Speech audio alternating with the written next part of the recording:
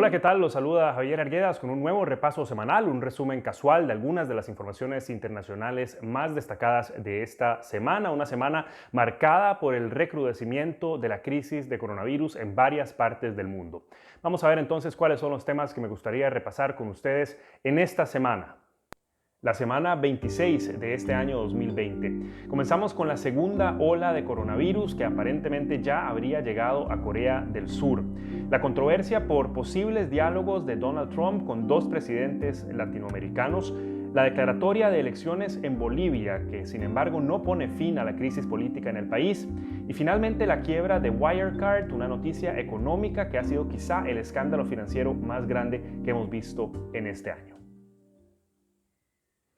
Bueno, el primer tema que lógicamente tenemos que tratar una vez más es esa segunda ola de coronavirus que ya fue declarada en Asia y que se expande rápidamente a diversas partes del mundo, si es que no ha terminado ya la primera, incluso en muchas de ellas. Así lo titulaba aquí, por ejemplo, El Espectador. Corea del Sur confirma su segunda ola de coronavirus. Durante toda la semana hemos visto alarmantes noticias que llegaban desde todas partes del mundo. En Portugal tuvieron que confinar varios barrios de la capital de Lisboa por un rebrote de coronavirus.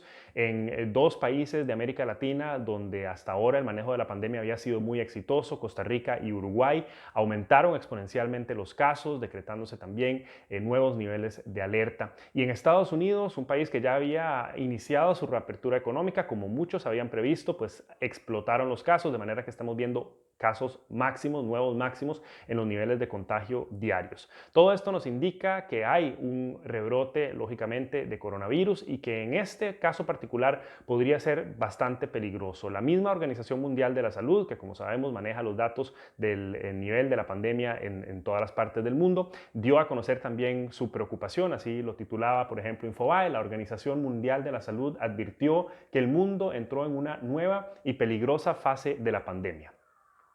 La nueva fase de la pandemia se da, pues, evidentemente por este rebrote en los países que ya habían declarado, incluso en algunos casos, haber eliminado del todo la pandemia, como fue el caso de Nueva Zelanda, que ahora de nuevo tiene casos. Pero además es peligrosa, particularmente porque la gente, lógicamente, ya siente un cierto desgaste en las medidas de confinamiento. Lógicamente, al inicio de la pandemia, todo el mundo estaba preocupado, todo el mundo le tenía miedo y respeto a esta enfermedad desconocida. Ahora que ya se sabe muchísimo más y que se asume que los casos pueden disminuirse y que las medidas de confinamiento funcionan y el uso de mascarillas es efectivo, pues la gente está menos dispuesta a seguir reglas estrictas. Y esto representa un gran problema para las autoridades que intentan frenar el avance de la pandemia. Pero no todo son malas noticias. A pesar de que sabemos que esta enfermedad es nueva y desconocida, algunos expertos señalan que esta segunda ola de coronavirus, que podría llegar a darse en varios otros países, quizá no sea tan mortal como la primera. Esto porque el virus tiene diferentes cepas, diferentes tipos si se quiere, y los más agresivos cobran la vida de las personas. Es decir, la gente que adquirió una forma agresiva de virus tiene más posibilidades de morirse que las personas que adquieren una forma un poco menos intensa. Y esta segunda ola de coronavirus se asume, por esa razón, podría ser más bien un surgimiento de los contagios que fueron menos graves. ¿Por qué? Porque las personas que tuvieron las formas más agresivas del virus pues simplemente no sobrevivieron o están en hospitales. Entonces quizá esa pueda ser una especie de aliento en el sentido de que la segunda ola de coronavirus va a requerir menos unidades de cuidados intensivos y va a también obtener, pues lógicamente, agarrar a los países en una situación de mucha mayor preparación. Se supone que podría ser más fácil de manejar, pero siempre y cuando la gente se atenga a las normas. Ese sigue siendo el gran reto.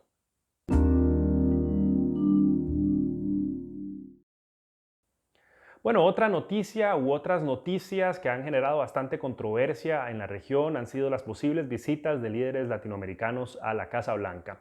El caso más sonado en estos momentos todavía es el del presidente de México, Andrés Manuel López Obrador. Después de unas declaraciones de Donald Trump, así como lo dice aquí Forbes México, Trump asegura que se reunirá pronto con AMLO, o sea, con Andrés Manuel López Obrador, en la Casa Blanca. Esto ha generado mucha controversia porque una de las razones por las que Trump aduciría que le gustaría hablar con Andrés Manuel López Obrador es para celebrar los logros de su administración en el tema migratorio. Esto implica una reducción significativa de la migración ilegal entre México y Estados Unidos y una reducción de aparentemente el 97% en la cantidad de migrantes centroamericanos que llegan a México procedentes de Centroamérica y luego continúan hacia Estados Unidos. México y Estados Unidos cerraron un pacto bastante controversial para frenar esas caravanas de migrantes centroamericanos que tratan de llegar a Estados Unidos. Y bueno, la celebración de estas dos cosas pues sería también uno de los alicientes para recibir a AMLO en la Casa Blanca. El problema y la razón por la que se ve con ojos críticos en México, por supuesto, es porque sabemos que la retórica del presidente estadounidense hacia los migrantes mexicanos ha sido todo menos respetuosa, los ha tachado de violadores, de criminales, y también hemos visto un maltrato de las autoridades estadounidenses hacia los migrantes mexicanos en particular. Entonces muchos se preguntan por qué va Andrés Manuel López Obrador en media campaña política de Estados Unidos en la que Donald Trump, sabemos, está buscando su reelección, pues a celebrar los logros en el tema migratorio que en principio, en la perspectiva de algunos, pues van en contra de los ciudadanos mexicanos y no a favor de ellos. Esto, lógicamente, es lo que genera una enorme controversia. El pretexto para la visita es la firma, la ratificación del Acuerdo de Libre Comercio entre Estados Unidos, México y Canadá, que se firmaría este 1 de julio y que reemplaza el antiguo Tratado de Libre Comercio. Aquí también hay críticas porque no todos consideran que este nuevo Acuerdo de Libre Comercio beneficia más a México que el que existía anteriormente. En Venezuela vimos un escándalo bastante parecido, después también de declaraciones de Trump y de Nicolás Maduro, así como lo titula aquí el colombiano. Maduro y Trump hablan de una posible reunión. Bueno, aquí la controversia se deriva del hecho de que supuestamente desde el punto de vista de Estados Unidos y de la postura oficial de la Casa Blanca, Nicolás Maduro es un dictador y no es el presidente legítimo de Venezuela, sino que sería Juan Guaidó. Entonces, lógicamente, muchos se preguntan por qué Donald Trump habría de reunirse con alguien que ha tachado pues, de dictador, de usurpador del poder y toda una serie de otros insultos que aquí no vale la pena listar. Y esto además, lógicamente, le resta credibilidad una vez más a Juan Guaidó, el líder opositor, que se considera y que a perspectiva de varios países, incluyendo Estados Unidos, pues el legítimo presidente de Venezuela. Esto contradice una vez más esa postura oficial de la Casa Blanca. El secretario de Estado, es decir, el canciller, si se quiere, de Estados Unidos, Mike Pompeo, salió muy rápido a decir y a rectificar que Estados Unidos apoya a Juan Guaidó y a su causa. Todavía no sabemos en qué quedaron estas posturas y estos diálogos. Vamos a ver si efectivamente viaja Nicolás Maduro a Washington y es recibido en la Casa Blanca, pero esto todavía está por verse.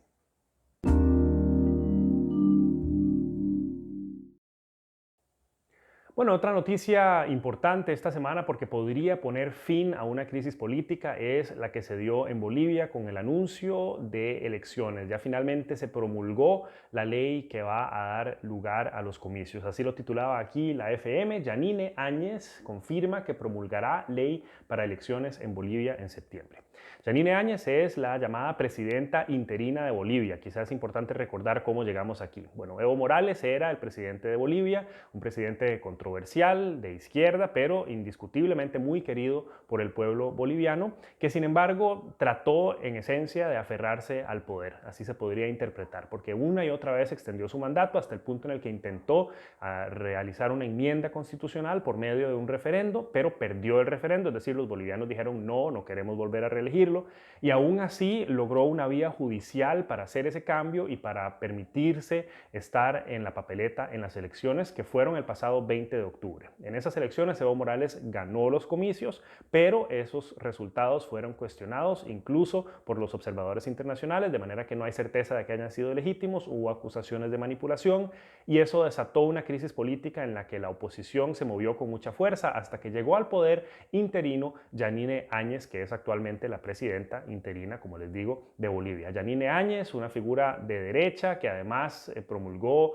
pues, el cristianismo y el regreso de la Biblia al gobierno de Bolivia, sosteniendo la Biblia en alto, como muchos de los líderes que hemos visto en los últimos años, que son afines a los aspectos religiosos en el poder, y que, bueno, no fue elegida directamente como presidenta, pero que aseguró que su gobierno era de transición y que no iba a presentarse a las elecciones, sino que su única meta era simplemente asegurarse de que Bolivia pudiera llegar a comicios democráticos y pacíficos. Bueno, En enero, así como lo titulaba aquí todavía el periódico, Yanine Áñez confirmaba que no competiría en las próximas elecciones de Bolivia. Al mismo tiempo, aplazó una y otra vez la promulgación de esa ley para que se realicen las elecciones con la excusa ahora, por supuesto, de la pandemia de coronavirus, porque las elecciones son presenciales, Bolivia no ha alcanzado todavía su pico. Entonces, de esta forma, Yanine Áñez empezó a quedarse más y más tiempo en el poder. Y bueno, ahora, por supuesto, anunció que sí va a participar en los comicios y que sí se va a lanzar también como presidenta. Esto a raíz, según ella, de que el país no ha logrado unión, que no hay todavía una fuerza política que pueda unir a los bolivianos, pero ella sí. Entonces, por eso ahora va a participar como candidata presidencial para las elecciones que se realizarían a más tardar el 6 de septiembre.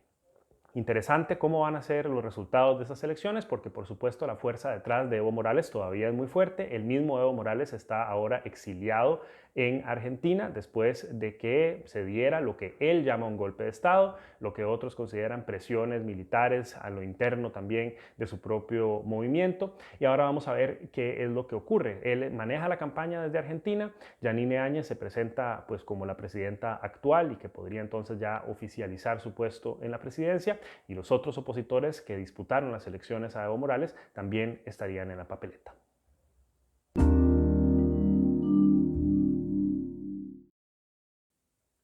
Bueno, y cerramos con una noticia que ha dado la vuelta al mundo en el sector financiero por tratarse de un enorme escándalo sin precedentes en la historia reciente, y es el caso de la compañía Wirecard, una compañía que quizá no todos conocemos, pero que definitivamente era un jugador bastante importante en el sector financiero de Alemania y del mundo, diría yo. Así lo titulaba aquí la agencia Reuters: el dinero no está. Alemana Wirecard debe a acreedores 4.000 millones de dólares.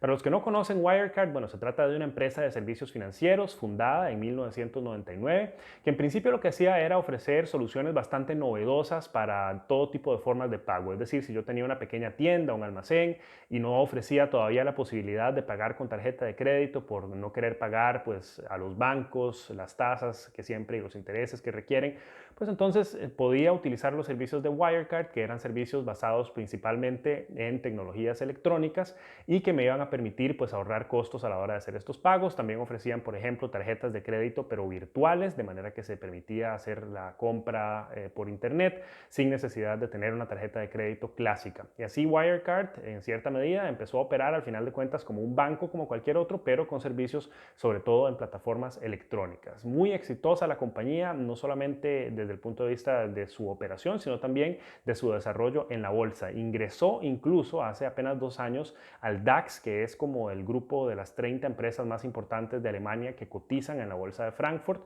y era ahí un pequeño héroe. Es decir, las personas que invertían en Wirecard veían que muy poco después la compañía lograba aumentar el valor de sus acciones y por ende ganaban bastante dinero y bastante capital con la compañía, de manera que era una de las empresas más populares y más queridas en el DAX.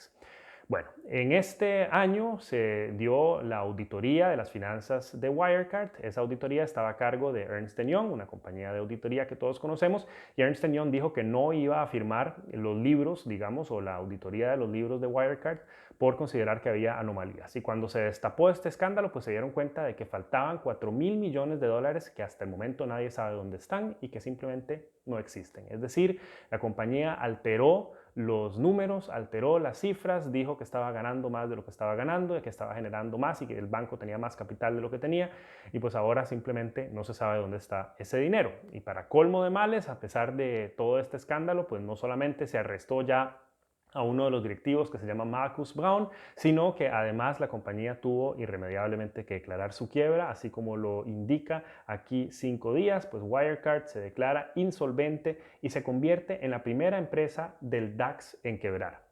Esto nos da aquí quizá una perspectiva de la dimensión de este escándalo y del golpe que significa para Alemania. No solamente que una de sus 30 empresas más importantes, que estaba jugando en la misma liga que Bayer o que la aerolínea Lufthansa, por ejemplo, o que las grandes empresas automotrices del país, sino sobre todo era una de las grandes esperanzas de que Alemania tuviera un participante importante en el sector de fintech, es decir, tecnología financiera, y no solamente en industria clásica. Todo un golpe para la economía del país.